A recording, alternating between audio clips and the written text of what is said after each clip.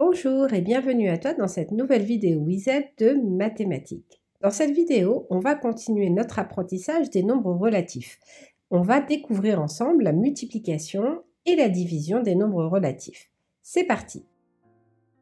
Juste avant, n'hésite pas à t'abonner à cette chaîne YouTube WIZED et si tu as un compte TikTok ou Instagram, n'hésite pas également à m'y rejoindre, tu verras, pas mal de conseils te sont donnés pour l'apprentissage de l'anglais ou du coaching scolaire.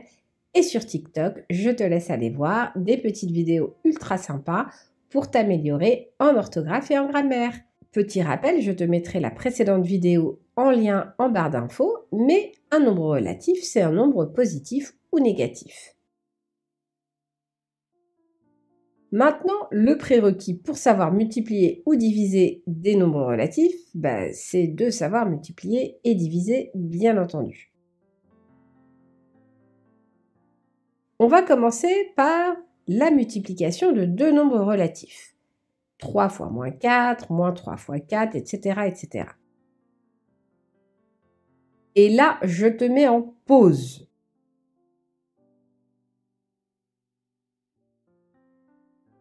Tout simplement parce que j'aimerais préciser une chose ultra importante.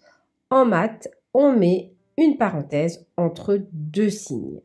Par exemple, là, j'ai moins 3, ensuite j'ai le multiplié. Eh bien, avant de mettre le moins 4, je mets une parenthèse.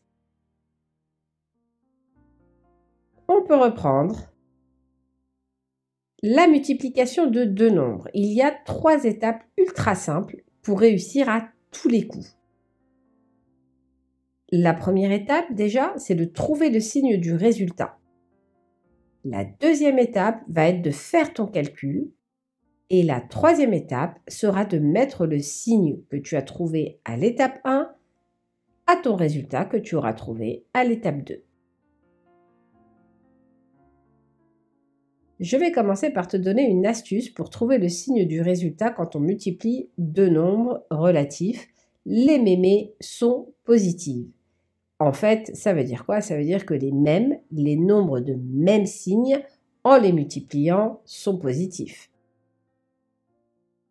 Par exemple, 2 fois 7, le résultat sera positif parce que 2 et 7 sont tous les deux positifs, ils ont le même signe. Mais aussi, moins 2 fois moins 7, tous les deux sont négatifs, le résultat sera positif. Donc si les deux nombres ont le même signe, le résultat sera positif.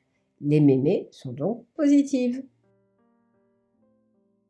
Et à l'inverse, 2 fois moins 7, le résultat sera donc négatif. Et moins 2 fois 7, le résultat sera négatif également. Deuxième étape, tu fais ton calcul sans tenir compte des signes. On va donc faire 2 fois 7 est égal à 14. Et la troisième étape va consister à mettre le signe à notre résultat. Donc si notre opération est moins 2 fois moins 7, ça va nous donner donc plus 14, ou 14 tout simplement.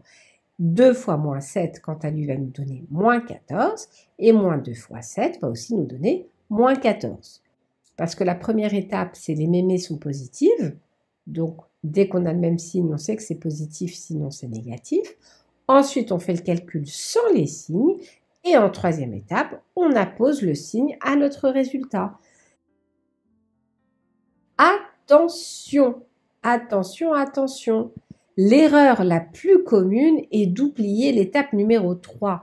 Tu vas correctement trouver le signe de ton résultat, tu vas correctement calculer, faire ta multiplication, et quand viendra le moment de prendre le signe et de le mettre à ton résultat, tu l'oublieras, et ça fait des erreurs d'étourderie que franchement, on peut facilement éviter. N'oublie donc pas le signe de ton résultat à la fin. Maintenant, on va essayer de multiplier plus que deux nombres relatifs. Et là, tu te dis, aïe, aïe, aïe, aïe, aïe, ça va être compliqué. Tu peux respirer, tout va bien se passer, c'est pas beaucoup plus compliqué que ce qu'on vient de voir, bien au contraire. C'est une règle qui va s'appliquer en fait à tous les cas, que nous ayons deux nombres ou plus. Alors, voilà les 3 points essentiels. Si tous les termes de ta multiplication sont positifs, alors ton résultat sera positif. Si le nombre de termes négatifs est pair, ton résultat sera positif. Et si à nouveau tu as une multiplication avec des termes positifs et négatifs et que le nombre de termes négatifs est impair, ton résultat sera négatif. Alors, concrètement, qu'est-ce que ça veut dire? Petite pause là encore, je tiens absolument à insister sur ce point-là. Il faut que tu saches ce que la notion de pair et impair veut dire. Je pense que tu es au courant, mais on ne sait jamais. Les nombres pairs, c'est 0, 2, 4, 6, 8 et tous les nombres se terminant par ces chiffres-là. 12, 30, 44, 128 sont des nombres pairs. Les nombres impairs sont 1, 3, 5, 7, 9 et tous les nombres qui se terminent par ces chiffres-là. On peut reprendre, c'est reparti. Nous en étions donc à ces 3 points essentiels. Si tous les termes de ta multiplication sont positifs, le résultat sera donc positif. C'est plutôt classique, c'est ce que tu as l'habitude de faire depuis le début de ta scolarité. Si je prends par exemple 4 fois 6 fois 7 fois 8, c'est égal à... Oh oui, 1344, bravo à toi. Deuxième point essentiel, si les termes sont positifs et négatifs, mais que tu as un nombre de termes négatifs pair, ton résultat est positif. Prenons cet exemple. On a moins 4 fois 6 fois moins 7 fois 8. On va donc regarder les 3 points suivants. Signe du résultat, calcul sans le signe, et on met le signe. Alors, c'est parti. Signe du résultat. Il y a donc 2 termes négatifs dans notre multiplication, moins 4 et moins 7. Il y a donc 2 termes, 2 et pair. Donc le résultat sera positif. C'est bon, on a le signe du résultat. Deuxième étape, on va calculer. 4 fois 6 fois 7 fois 8 égale 1344. On calcule sans le signe.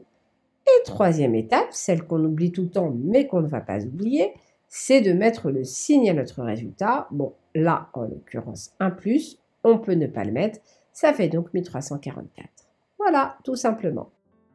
Maintenant, le deuxième point qu'on a vu, c'est que si les termes sont à la fois positifs et négatifs, si le nombre de termes négatifs est impair, alors le résultat est négatif.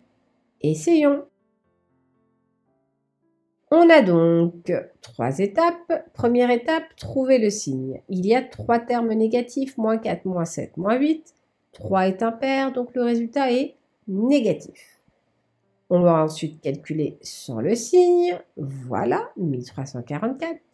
Et ensuite, on va apposer notre signe à notre résultat. Il s'agit donc de moins 1344. Tout simplement. C'est nickel, non ? Alors on continue. Maintenant, que se passe-t-il dans le cas de la division? Eh bien, ce sont exactement les mêmes règles. La seule différence, c'est que tu fais des divisions, bien entendu.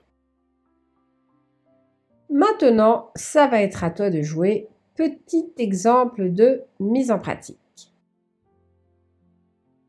Fais les calculs suivants. 6 fois 7 fois moins 8. N'hésite pas à mettre en pause la vidéo. Moins 336. Tu l'avais alors? Et moins 6 fois moins 7 fois moins 8 alors? Moins 336. Super. Et maintenant, moins 36 divisé par moins 6. 6, tout simplement. Ce que tu dois donc retenir de cette vidéo, c'est que s'il y a 2 termes dans une multiplication ou une division, on retient que les mémés sont positives. Donc, si les 2 termes ont le même signe, qu'ils soient positifs ou négatifs, le résultat sera positif.